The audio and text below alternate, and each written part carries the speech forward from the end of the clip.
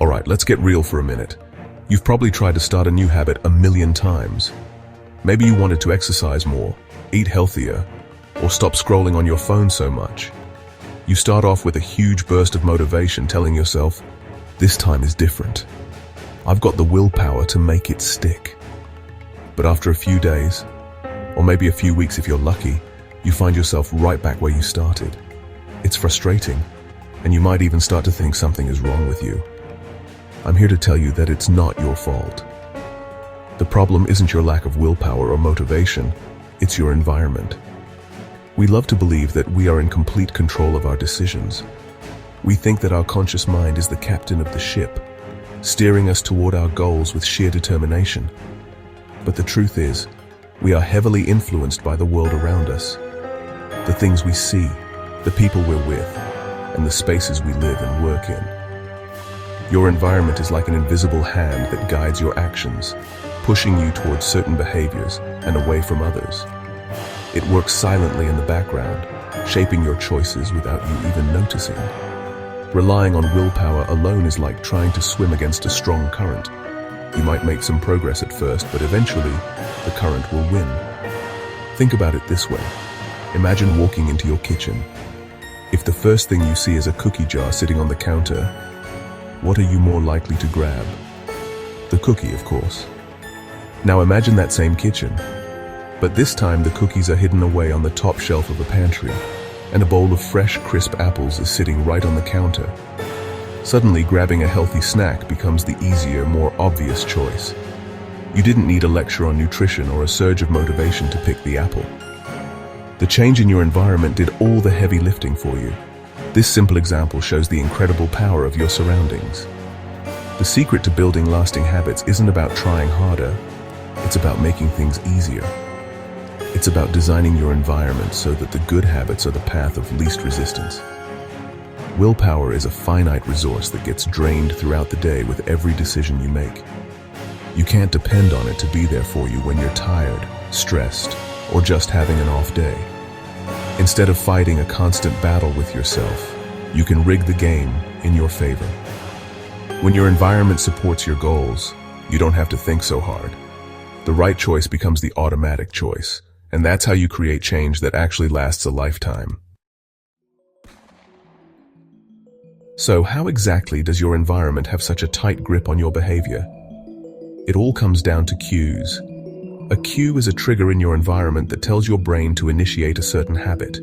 These cues can be anything: a time of day, a specific location, an emotion, or even the presence of certain people. They are the starting pistol for your routines, and most of the time, you don't even consciously register them. Your brain is a master of efficiency, and it loves to automate repeated actions into habits so it can save mental energy for more complex tasks. This process is happening all day, every day, turning your environment into a map of your habits. Let's look at some real-life examples. Ever wondered why you suddenly feel like buying snacks at the grocery store checkout line? It's no accident. Those candy bars, magazines, and sodas are placed there intentionally. They act as powerful visual cues to trigger impulse purchases right when your decision-making energy might be at its lowest after a long shopping trip. The same principle applies at the office.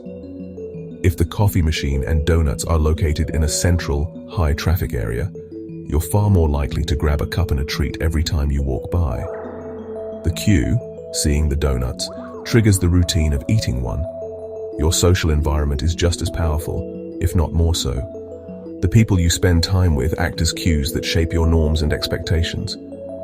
If your friends all get together to drink every Friday night, it becomes incredibly difficult to be the one person who orders water. The social pressure and shared routine make drinking the default, easy behavior. On the flip side, if your social circle is made up of people who are passionate about hiking, you're much more likely to spend your weekends on a trail. You naturally adopt the habits of the people around you because belonging is a fundamental human need. We are wired to fit in with our tribe. The scary part is that most of these triggers operate below the level of our conscious awareness. You don't decide to feel tired every time you sit on your couch. Your brain has simply associated that piece of furniture with relaxation and watching TV, not with doing a workout. You don't consciously choose to check your phone the second you hear a notification sound. It's an automatic response drilled into you by repetition. Understanding this is the first step to taking back control. Your habits aren't random. They are a direct response to the cues you have embedded in your environment. Once you can see the cues, you can start to change them. This is where it gets exciting. Once you accept that your environment shapes your behavior, you can stop blaming yourself and start becoming the architect of your life. The strategy is simple but profound. Make the cues for your good habits obvious and make the cues for your bad habits invisible. Instead of relying on self-control to resist temptation, you simply remove the temptation altogether. This isn't about being weak, it's about being smart. You're setting up a system where you are destined to succeed because the right path is also the easiest one to follow. It's about creating an environment that does the work for you. Let's break down how to do this. Want to read more books? Don't just make a mental note to read. Place a book on your pillow in the morning so you see it when you're ready for bed. Put another one on the coffee table right where you usually leave the TV remote. By making the book the most obvious thing in your space, you increase the odds of picking it up. Want to drink more water? Don't hide a water bottle in your bag. Instead, fill up a large jug of water each morning and place it directly on your desk, right in your line of sight. These small adjustments create powerful visual reminders that prompt you to act. Now let's talk about getting rid of bad habits. The principle is the same, but in reverse. Make the cues invisible.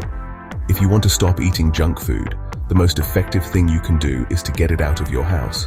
Don't just hide it in a drawer. Don't buy it in the first place. You can't eat what isn't there.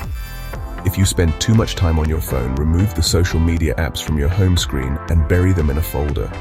Better yet, set your phone to grayscale mode to make it less visually appealing, or leave it in another room for a few hours.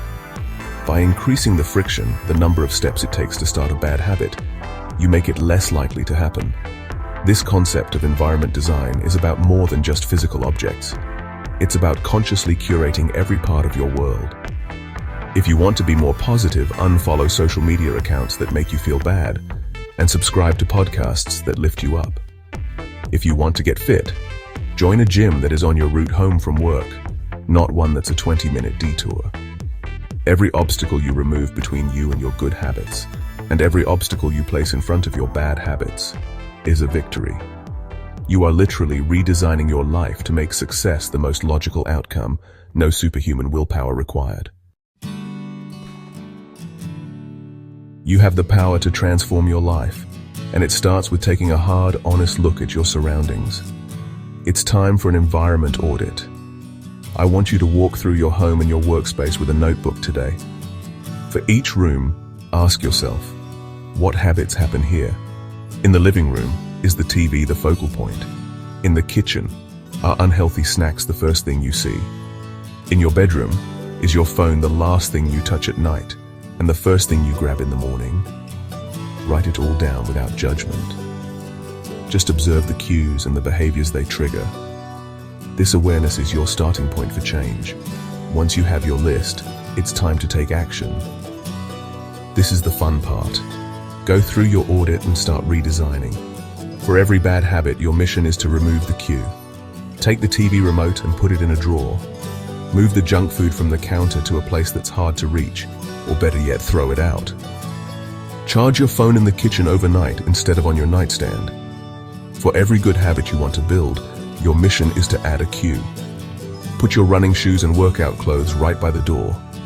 Place your journal and a pen on your pillow. Put that guitar you want to learn to play on a stand in the middle of your living room.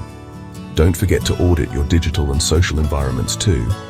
They are just as real and influential as your physical spaces. Unsubscribe from marketing emails that tempt you to shop. Turn off notifications for apps that constantly distract you.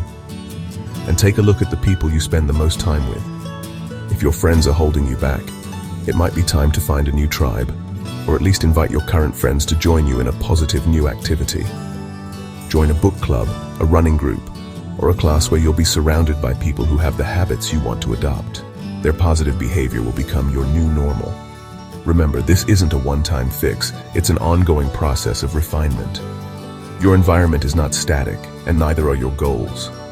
The key is to stop seeing yourself as a victim of your circumstances and start seeing yourself as the designer of your world.